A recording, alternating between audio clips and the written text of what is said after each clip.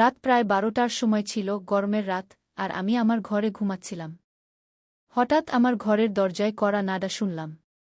প্রথমে একটু ভয় পেয়েছিলাম, কিন্তু তারপর ভাবলাম সম্ভবত আমার ভাই হবে, কারণ বাড়িতে আমার আর ভাই ছাড়া আর কেউ ছিল না। আমি উঠে দরজার দিকে এগিয়ে গেলাম। দরজা খুলেই বাইরে তাকালাম, কিন্তু সেখানে কেউ ছিল না। ভাবলাম হয়তো এটা আমার ভুল ধারণা। আমি আবার বিছানায় শুয়ে পড়লাম। হঠাৎ দরজায় আগের চেয়েও জোরে কড়া নাড়া শুনলাম। আমি কাঁপতে কাঁপতে জিজ্ঞেস করলাম, কে? কিন্তু কোনো উত্তর পেলাম না। ভয়ে ভয়ে আবার দরজা খুললাম, আর সেখানে আমার ভাই দাঁড়িয়েছিল। সে আমাকে বলল, কি হয়েছে দিদি? তুমি এত ঘাবড়ে গেলে কেন? সে আজ আমাকে একটু অদ্ভুতভাবে দেখছিল। আমি ভাবলাম হয়তো আমি বেশি ভাবছি। কিন্তু আমি কি করে জানতাম যে সেই রাতে এমন কিছু ঘটতে যাচ্ছে যা আমার পুরো জীবন ধ্বংস করে দেবে, যা আমি চাইলেও কখনো ভুলতে পারব না। এখন আমি আপনাদের আমার জীবনের সেই সত্য বলতে যাচ্ছি যা আমি আজ পর্যন্ত সবচেয়ে গোপন করে রেখেছিলাম। এই সত্য এমন যা আমার প্রতিটি রাতের ঘুম আর প্রতিদিনের শান্তি কেড়ে নিয়েছে। এটি শোনার পর আপনারও রুহ কেঁপে উঠতে পারে। বন্ধুরা, গল্প শোনার আগে দৃঢ় হয়ে বসুন, কারণ গল্পটি খুবই ভয়ানক হতে যাচ্ছে। যদি আপনি চ্যানেলে প্রথমবার এসেছেন, তবে অবশ্যই চ্যানেলটি সাবস্ক্রাইব করুন। তাহলে চলুন গল্প শুরু করি। আমার বয়স তখন 20 বছর হয়ে গিয়েছিল, আর আমি নতুন করে যৌবনের দোরগোড়ায় পা রেখেছিলাম।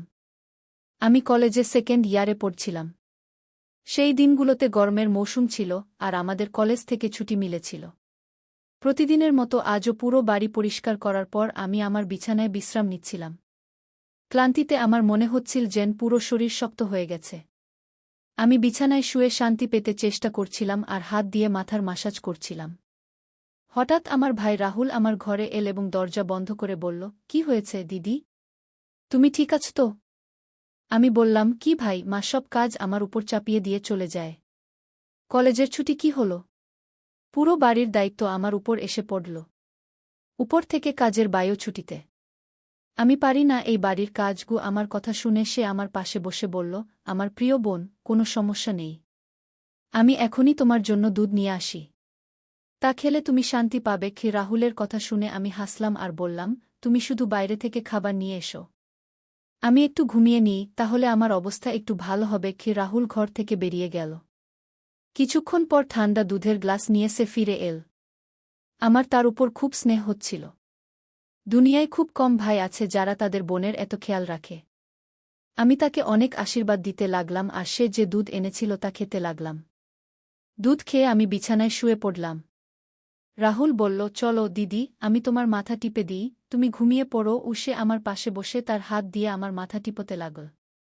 তার হাত থেকে আমি শান্তি পেতে লাগলাম আর আমার মাথার ব্যথাও কমে গেল।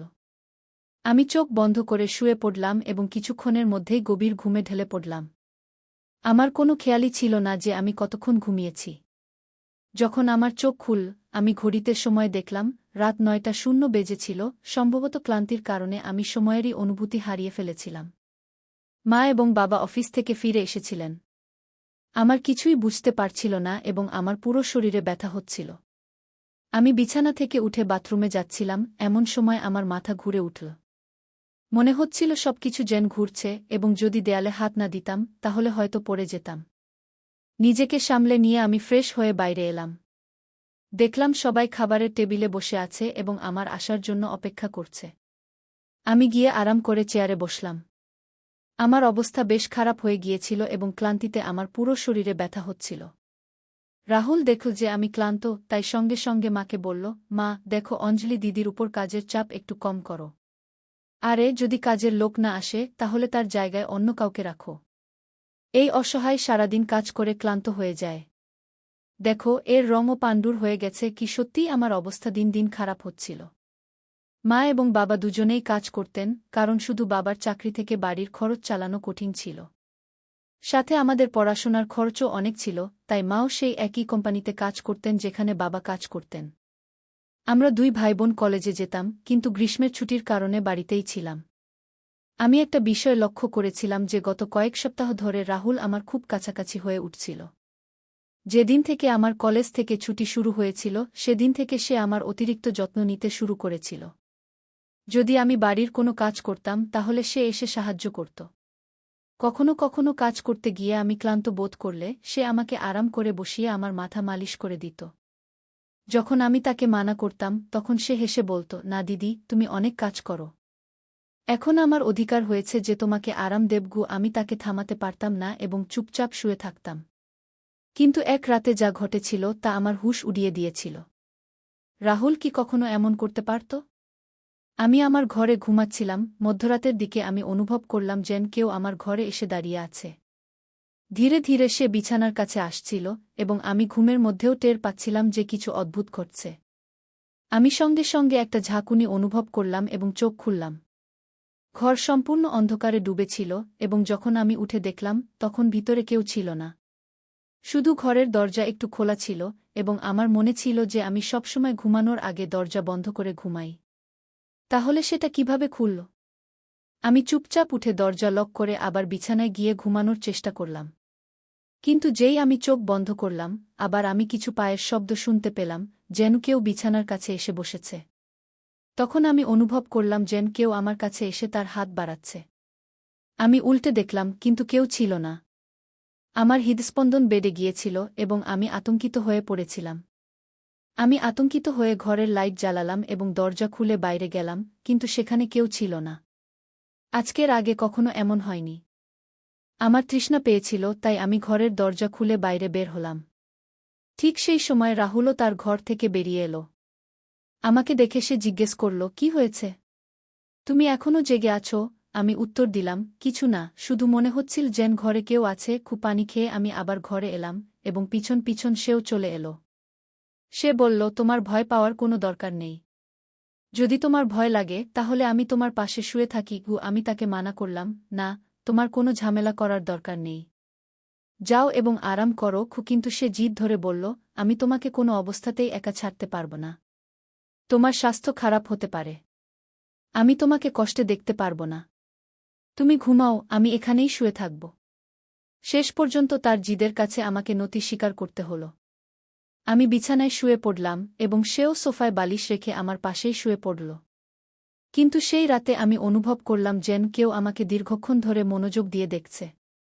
সে আমার চুল সিথিতে সাজিয়ে নিচ্ছে, আমার মুখে আঙুল বুলিয়েছিল এবং আমি ঘুমিয়েছিলাম। পরের সকালে যখন আমি উঠলাম তখন আমার মেজাজ খুব অদ্ভুত ছিল। কিন্তু যখন আমি নিজের দিকে তাকালাম তখন আমি হতবাক হয়ে গেলাম। ভাগ্যিস আমি নিজেকে দোপাট্টা দিয়ে ঢেকে রেখেছিলাম। আমার শার্ট এলোমেলো হয়ে গিয়েছিল। আমি অবাক হয়েছিলাম, কারণ আজকের আগে আমি কখনো এভাবে আরামে ঘুমাইনি। আজ আমি খুব খুশি বোধ করছিলাম, জানি না কী কারণে। আমি আমার ভাইয়ের দিকে তাকালাম, সেও খুব খুশি ছিল। আমি তাকে জিজ্ঞেস করলাম, তুমি আজ এত খুশি কেন? সে বলল, যার তোমার মতো বোন আছে সে কেন খুশি হবে না? বাড়ির সব কাজ সেরে যখন আমি বসেছিলাম তখন রাহুল তেল নিয়ে আমার কাছে চলে এলো এবং বলল, অঞ্জলি দিদি, তুমি তোমার চুল খুলে দাও। আমি তোমার মাথায় মালিশ করে দিচ্ছি গু। তার আচরণ আমার কাছে কিছুটা অদ্ভুত লাগছিল।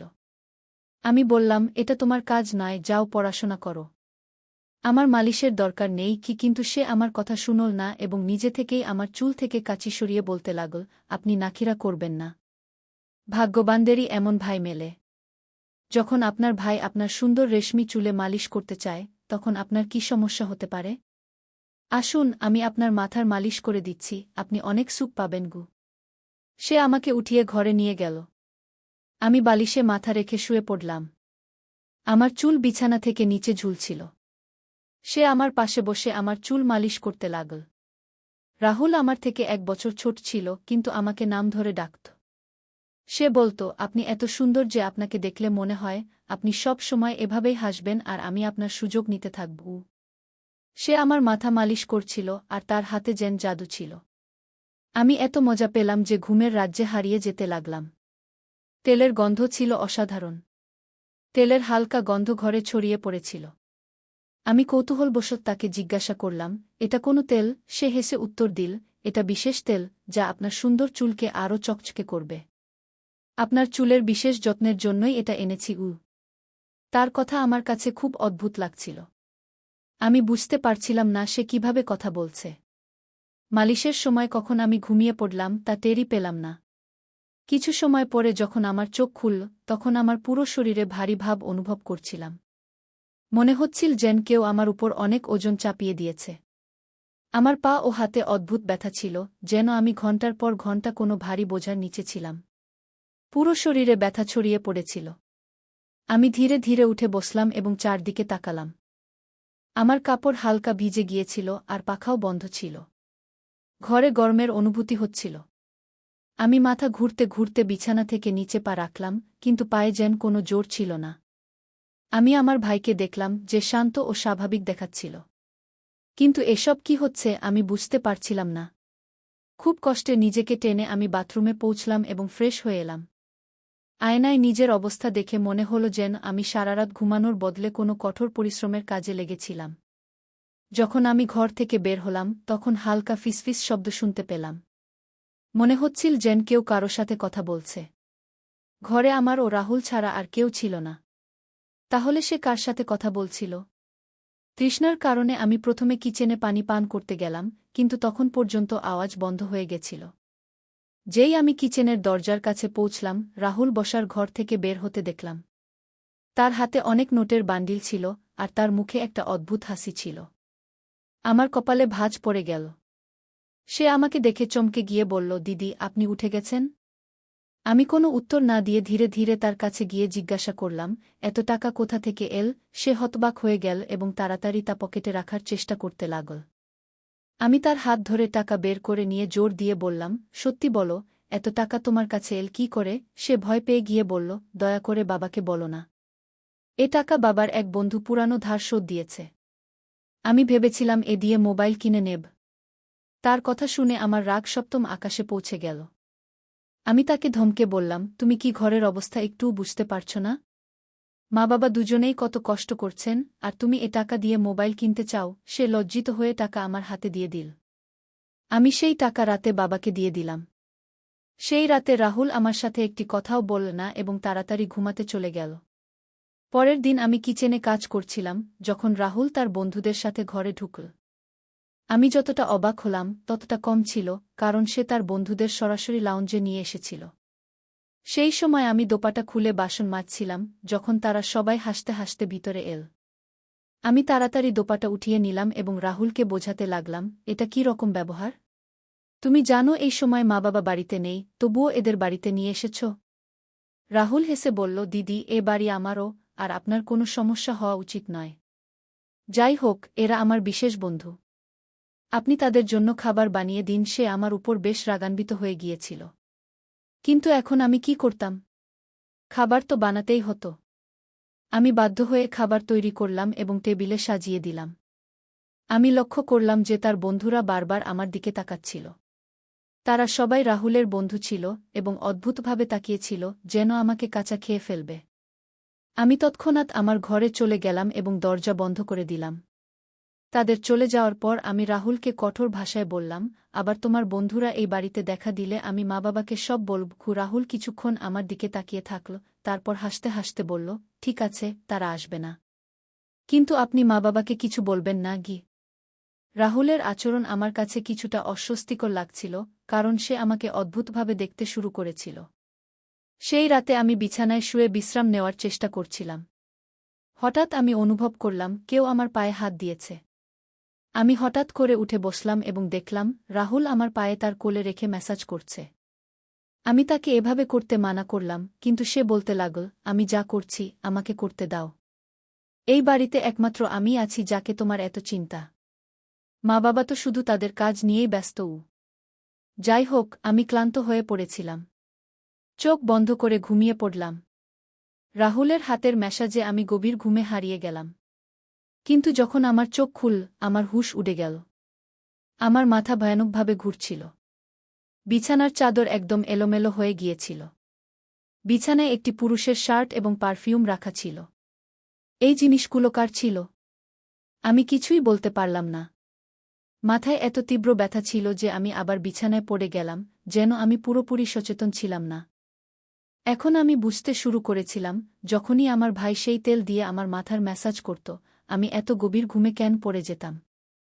আমি কাছাকাছি কারো ফিসফিসানি শুনতে পাচ্ছিলাম, কিন্তু কে কথা বলছিল আমি চিনতে পারলাম না। শুধু রাহুলের কণ্ঠ শুনতে পাচ্ছিলাম। মনে হচ্ছিল সে আমার ঘরে আছে এবং আমাকে জাগানোর চেষ্টা করছে। কিন্তু আমি কিছুই স্পষ্ট দেখতে পাচ্ছিলাম। কিছুক্ষণ পর যখন আমার চোখ খুল, পুরো দৃশ্য আমার চোখের সামনে ঘুরতে লাগল। আমি প্রথমে বিছানার দিকে তাকালাম, যেখানে শার্ট এবং পারফিউম ছিল, কিন্তু এখন সেখানে কিছুই ছিল না।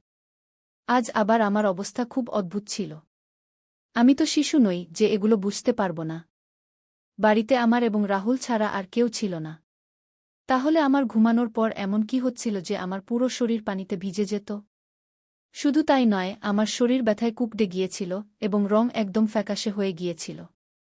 দিন দিন আমি দুর্বল হয়ে যাচ্ছিলাম। সেদিনও রাহুল আমার কাছাকাছি আসার চেষ্টা করছিল, কিন্তু আমি কোনো অজুহাত দিয়ে আমার ঘরে চলে এলাম। মাথায় অদ্ভুত সব চিন্তা আসতে শুরু করেছিল। স্বাস্থ্যও বেশ খারাপ ছিল। মা আমার অবস্থা দেখে জিজ্ঞেস করল, কি হয়েছে? তুমি ঠিক দেখাচ্ছ না। গিয়ে আমি কিছু বললাম না। মা বললেন পরের দিন তিনি আমাকে ডাক্তারের কাছে নিয়ে যাবেন। সেই রাতে আমি বারবার উঠছিলাম এবং ঠিকমতো ঘুমাতে পারছিলাম না। পরের দিন আমার মা-বাবা রোজের মতো তাদের কাজে চলে গিয়েছিলেন। তাদের হয়তো আমার কোনো খবরই ছিল না। আমি নিজেই ডাক্তারের কাছে গেলাম, যেখানে আল্ট্রাসাউন্ডে জানা গেল আমি গর্ভবতী। আমার পায়ের নিচ থেকে মাটি সরে গেল। শেষ পর্যন্ত এটা আমার সাথে কে করতে পারে? রাহুল আমার ভাই ছিল। কিন্তু তারপর আমার মাথায় এল সে আমার সৎ ভাই। সে মায়ের দ্বিতীয় বিয়ের সন্তান, আর আমি ছিলাম তাদের প্রথম বিয়ের সন্তান। এ ধরনের চিন্তাটাই আমাকে ভুল পথে নিয়ে যাচ্ছিল। বুঝতে পারছিলাম না কিভাবে মা-বাবাকে এটা বলবো। রাহুল আমার সৎ ভাই, যখন আমার পাশে বসত, কখনো আমার হাত ধরে রাখত, কখনো গাল টেনে ধরত। তার আচরণ আমাকে বিব্রত করছিল, কিন্তু আমি তাকে কিছু বলতে পারছিলাম না। আমার মাথায় শুধুই এক প্রশ্ন ঘুরছিল, শেষ পর্যন্ত আমার সাথে এটা কে করতে পারে? তারপর একদিন আমি আমার ঘরে মোবাইলের ক্যামেরা ফিট করে রেখেছিলাম, যাতে সত্য সামনে আসে। সেই দিন আমাদের মা-বাবা বাড়িতে ছিলেন না। রাহুল আবার আমার কাছে এল এবং আমার মাথার ম্যাসাজ শুরু করল। আমি পুরো চেষ্টা করলাম যেন না ঘুমাই। কিন্তু সেই তেল এত অদ্ভুত ছিল যে আমি তার গন্ধে অজ্ঞান হয়ে গেলাম। 1 ঘণ্টা পর যখন আমার চোখ খুল, মা-বাবা বাড়ি ফিরে এসেছিলেন। আমি প্রথমে ক্যামেরার রেকর্ডিং দেখলাম। যা দেখলাম তা আমার হুঁশ উড়িয়ে দেওয়ার জন্য যথেষ্ট ছিল। রাহুল আমার ঘরে তার বন্ধুদের নিয়ে আসত, যারা আমার সাথে খারাপ আচরণ করত। তারপর তাদের কাজ শেষ হলে তারা রাহুলকে টাকা দিয়ে চলে যেত। যখন আমি এই সত্য জানতে পারলাম, আমি সম্পূর্ণ ভেঙে পড়লাম। রাগে আমি আমার ঘর থেকে বেরিয়ে এলাম এবং রাহুলের গলা ধরে থাপ্পড় মারতে শুরু করলাম। আমার চিৎকার শুনে মা-বাবাও সেখানে চলে এলেন। বাবা আমার হাত ধরে রাগে বললেন, কি হয়েছে? তুমি তাকে কেন মারছ? হুঁশে আছো? পাগল হয়ে গেছ? আমি কাঁদতে কাঁদতে ভিডিওটি দেখালাম যে এই নীচ মানুষটি আমার সাথে কি করছিল। ভিডিও দেখার পর মা অজ্ঞান হয়ে মাটিতে পড়ে গেলেন। এটি দেখে বাবাও প্রচণ্ড রাগান্বিত হলেন। তিনি রাগে রাহুলকে ধরে ফেললেন এবং তাকে মারতে শুরু করলেন। তার মুখ ও নাক থেকে রক্ত পড়ছিল। রাহুল রাগে বলল, আমি তাকে কখনোই নিজের বোন হিসেবে ভাবিনি। আমার টাকার প্রয়োজন ছিল, লোকেরা এর জন্য লক্ষ লক্ষ টাকা দিতে প্রস্তুত ছিল। আমার প্রয়োজন মেটাতে আমাকে এই পদক্ষেপ নিতে হয়েছে। আমি কান ঢেকে শুধু কাঁদতে লাগলাম। বাবা তাকে এত মারলেন যে সে রক্তাক্ত হয়ে গেল, কিন্তু কোনোভাবে নিজেকে ছাড়িয়ে সে বাড়ি থেকে পালিয়ে গেল এবং আর কখনোই সেই বাড়িতে ফিরে আসেনি। এই ঘটনা ভুলে যাওয়া তো দূরের কথা, এটি স্মরণ করলেই আজও আমার রুহ কেঁপে ওঠে। ভাই সেই হয় যে তোমার নিজের রক্তের সম্পর্কের হয়। কোনো অপরিচিত পুরুষের হাতে তোমার মেয়েকে ছেড়ে দেওয়া একটি বড় ভুল হতে পারে, কারণ কিছু শয়তানি চিন্তার মানুষ সব সময় এই সুযোগ খোঁজে যে কখন তারা কোনো নির্দোষের ইজ্জত নষ্ট করতে পারে। আমার ভিডিও দেখার সকল দর্শকদের কাছে আমার অনুরোধ, তোমাদের বোন বা মেয়েদের কখনোই কোনো অপরিচিত পুরুষের হাতে একা ছেড়ে দিও না। শুধু মেয়েদের লালনপালন করো না, তাদের স্বাবলম্বী ও আত্মরক্ষায় সক্ষম হওয়া শেখাও। এই পুরো ঘটনায় তোমরা কার ভুল মনে কর? আমাদের বাবা-মায়ের, যারা টাকা কামানোর চেষ্টায় আমাদের দিকে কখনোই মনোযোগ দেননি, নাকি আমার, যে তার সৎ ভাইকে নিজের চেয়েও বেশি বিশ্বাস করত, নাকি এই সমাজের, যে মেয়ে দুর্বল ও অসহায় মনে করে? তোমাদের মতামত আমার জন্য খুব গুরুত্বপূর্ণ। কমেন্ট বক্সে অবশ্যই বলো যে এই পুরো ঘটনায় তোমরা কাকে ভুল মনে কর। আমি আমার গল্প তোমাদের সাথে শেয়ার করছি যাতে এটি অন্য কারো জন্য একটি শিক্ষা হতে পারে। এটি শুধু একটি ঘটনা নয়, একটি সতর্কতা যে আমাদের সবাইকে সতর্ক থাকতে হবে। যদি তোমরা আমার এই গল্পটি পছন্দ কর এবং মনে কর যে এটি শুনে অন্য কেউ সচেতন হতে পারে, তবে এটি অবশ্যই শেয়ার করো। যদি তোমরা এমন আরও গল্প শুনতে চাও যা বিনোদনের পাশাপাশি একটি বার্তাও দেয়, তবে আমার চ্যানেলটি সাবস্ক্রাইব করো। বেল আইকন টিপতে ভুলো না যাতে তোমরা আমার প্রতিটি নতুন গল্প সময়মতো পেতে পার। কাল আবার দেখা হবে একটি নতুন গল্প।